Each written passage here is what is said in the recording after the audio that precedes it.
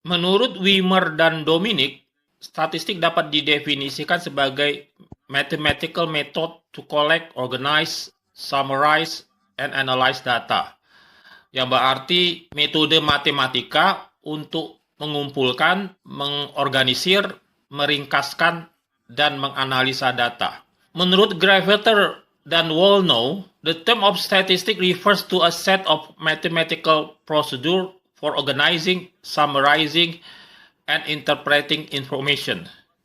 Ini berarti bahwa istilah statistik mengacu kepada seperangkat prosedur matematika untuk mengorganisir, meringkaskan, dan menginterpretasikan informasi. Dari kedua definisi ini, kita melihat bahwa pengertian dari statistik itu sebenarnya sama saja.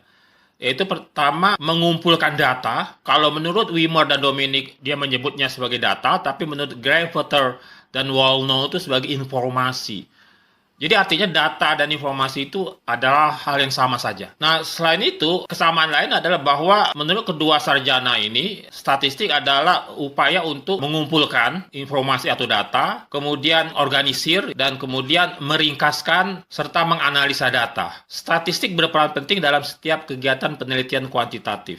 Apakah tujuan statistik itu? Apa tujuan kita belajar statistik? Para peneliti menggunakan statistik untuk dua tujuan. Jadi memang statistik ini merupakan instrumen penelitian. Ketika seorang menggunakan penelitian kuantitatif, dia menggunakan statistik sebagai instrumen untuk membantu dia mengolah data. Jadi secara umum kita bisa mengatakan bahwa tujuan statistik adalah pertama, statistik digunakan untuk mengorganisir dan meringkaskan informasi agar peneliti dapat melihat apa yang terjadi dalam penelitiannya dan dapat mengomunikasikan hasilnya kepada orang lain. Yang kedua, statistik membantu peneliti untuk menjawab pertanyaan penelitian berdasarkan hasil kalkulasi statistik yang diperoleh. Teknik yang sering digunakan untuk menganalisa data penelitian kuantitatif disebut analisa data statistik atau statistical data analysis. Mengapa kita perlu menggunakan statistik dalam penelitian? Orang tidak mungkin memahami penelitian kuantitatif tanpa memiliki pengetahuan dasar statistik.